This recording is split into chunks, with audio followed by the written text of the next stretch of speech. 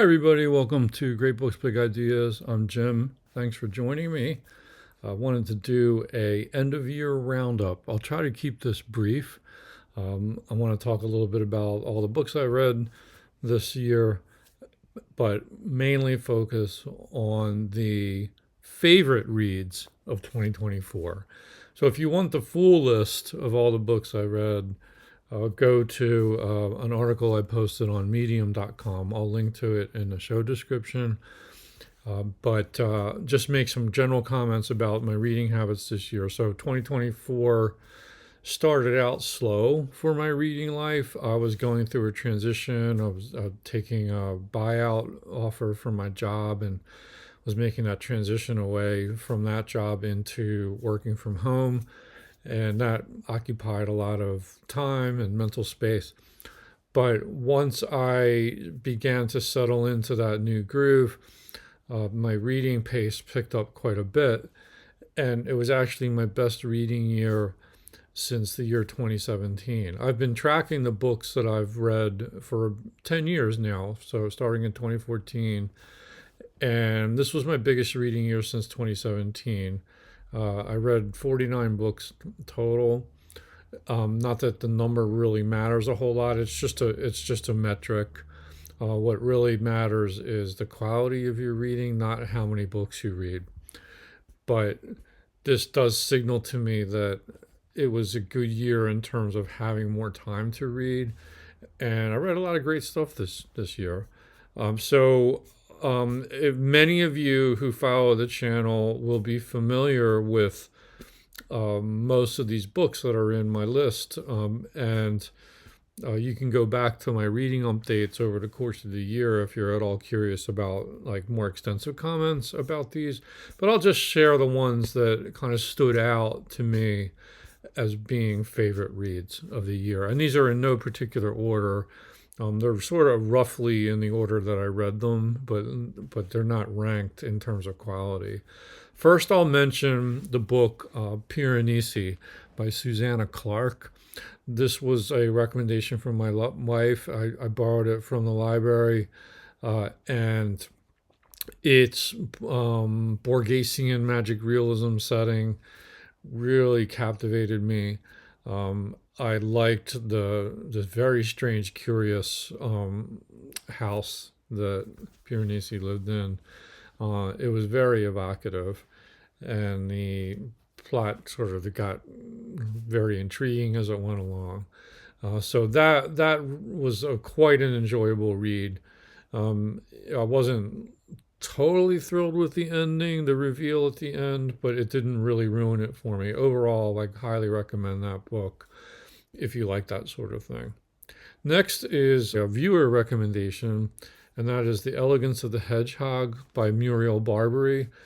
This book came out many years ago, but it was new to me, and I loved this character-based fiction. It was masterfully paced, the kind of character that I like, that I can relate to, and this concierge in Paris, who's kind of sort of has a secret inner life that she doesn't like to share with other people in terms of like her rich cultural and reading life, and she's very protective of that. And then the other character is a girl who's contemplating suicide, and she lives in the building, and these two characters come together through another character who's very important. It's a beautiful little book. Just really was very satisfying. I was, even though some readers complain about the ending of that book as being kind of like a slap in the face, or being kind of like a somehow unfair or sad ending. Don't want to spoil it, but I found it to be, yes, a surprise, but it made sense. I think like things kind of resolved before that bad thing happened at the end of the book. So it was thoroughly satisfying. The Elegance of the Hedgehog, big thumbs up. Also, this one came out of the blue. It was a little library find, Shopgirl by Steve Martin, the comedian actor. Read that in late spring 2024. Very slim novel, or maybe you'd call it a novella. Um, Solid character-driven fiction. A kind of May December romance type story, like a affair, but it just there was like an autumnal sweetness to the book, and I was just almost shocked at how well it was written. I shouldn't be shocked, really, but you think of Steve Martin as an actor more than a writer, but here he did a really fine job. One couple doorstopper novels made it onto my favorite reads. One was the Last Chairlift by John Irving. This took me many months to get through.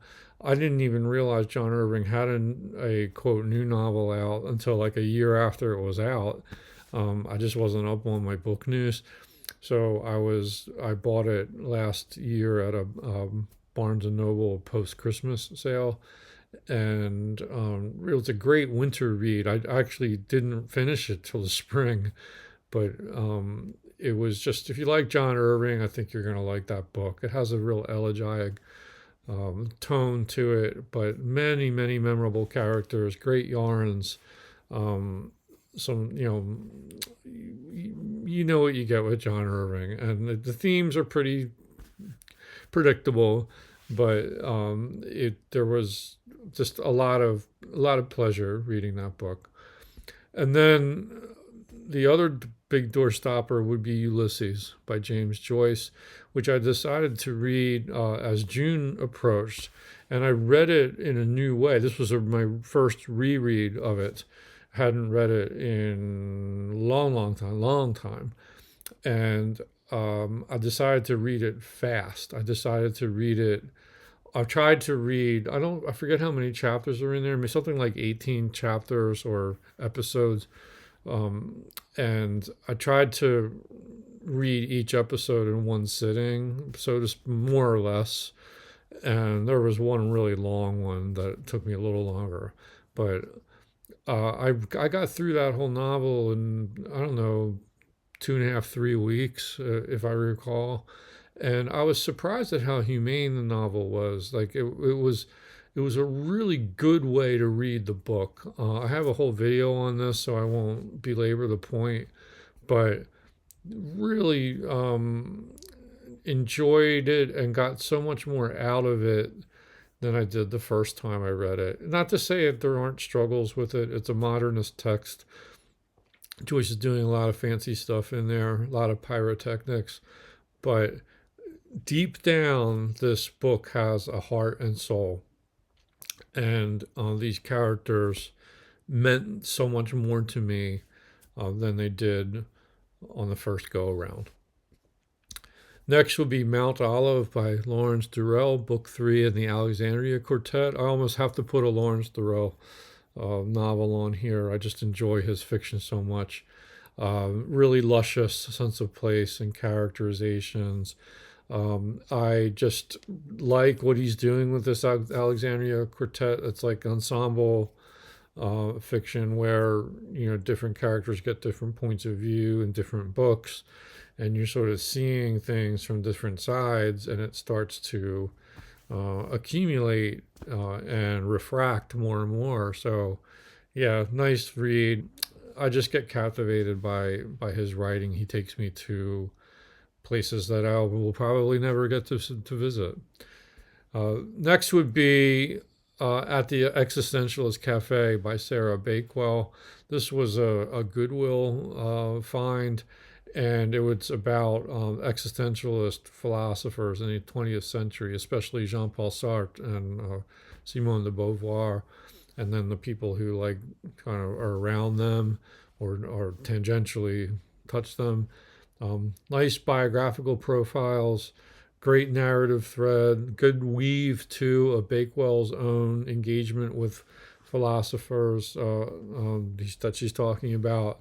So there's like kind of a memoir thread going through it, and don't be intimidated by the subject matter. She's able to like make existentialist philosophy palatable and I think makes a somewhat decent case for why we should still read these philosophers and take them seriously, despite the fact that they're not as fashionable as they once were. I loved that book so much that I read two other books by Sarah Bakewell from the library. The other one that made it on my favorites list is How to Live: A Life of Montaigne. Again, I've spent time talking about these books on previous videos, so I will not belabor the point. But Montaigne is a fascinating character.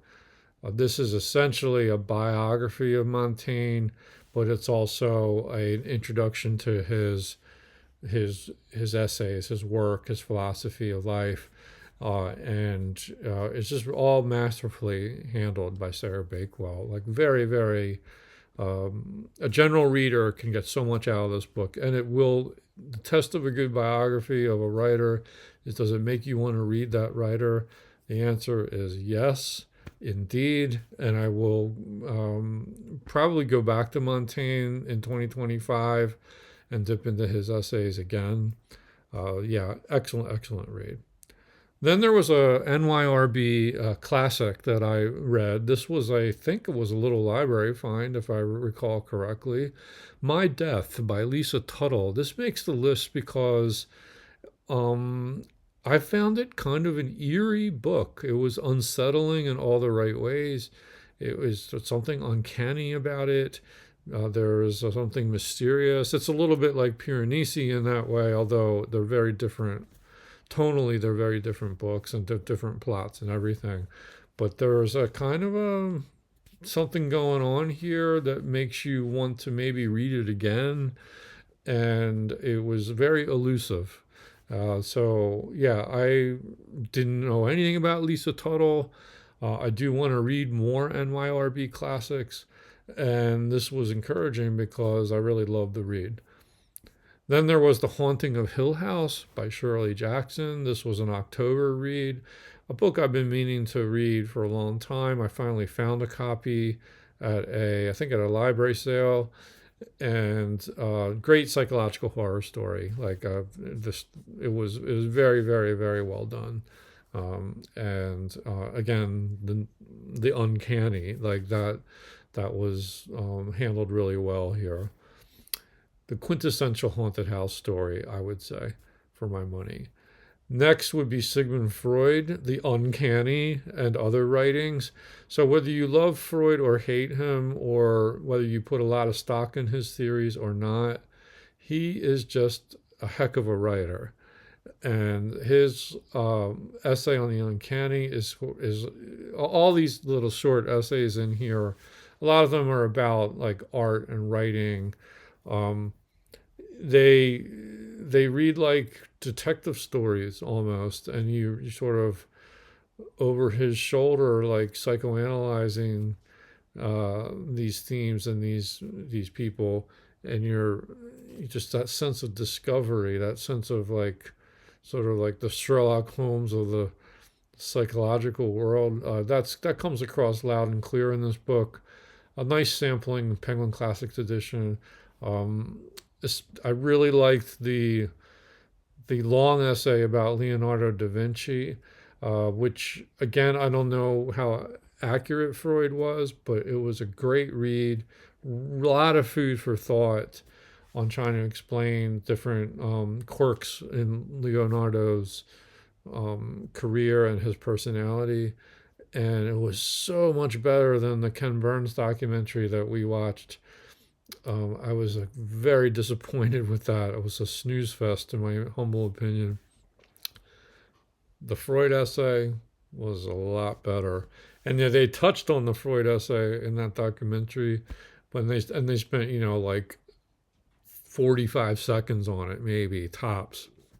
Did not do it justice at all. Anyway, moving on.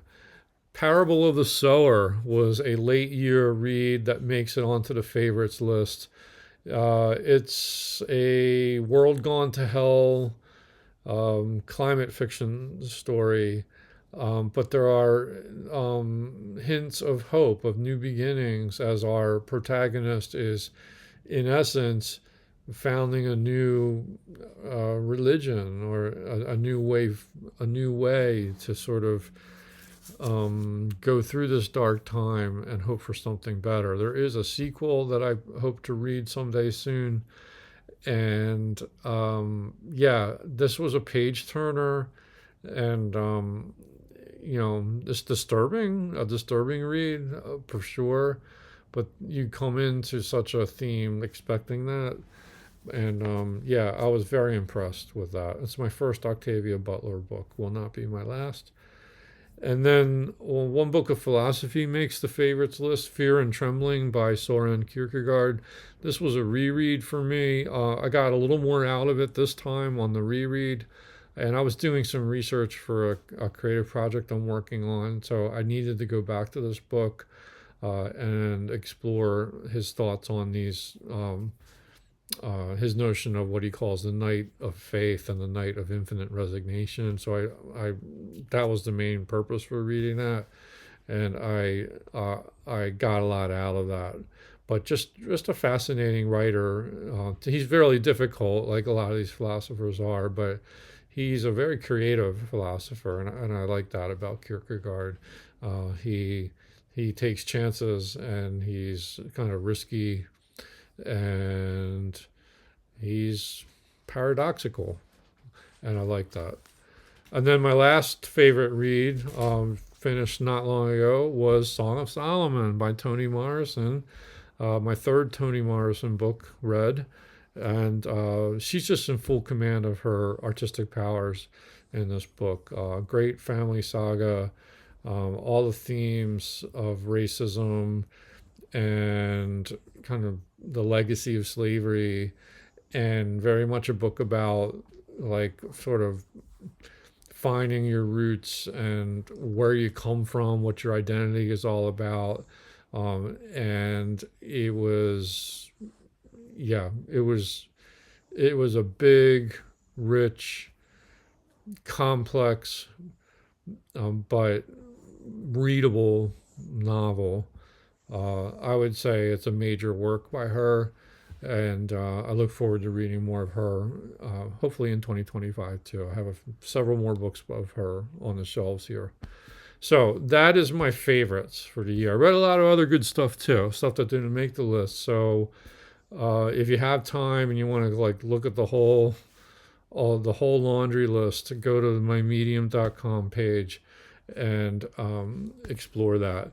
I hope you all had a great reading year yourselves. And again, it's not how many books you read, it's the quality of your reading experience that really matters.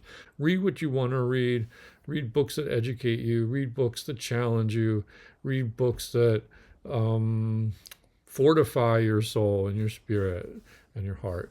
So may the new year bring you plenty of great, awesome, fascinating new reads.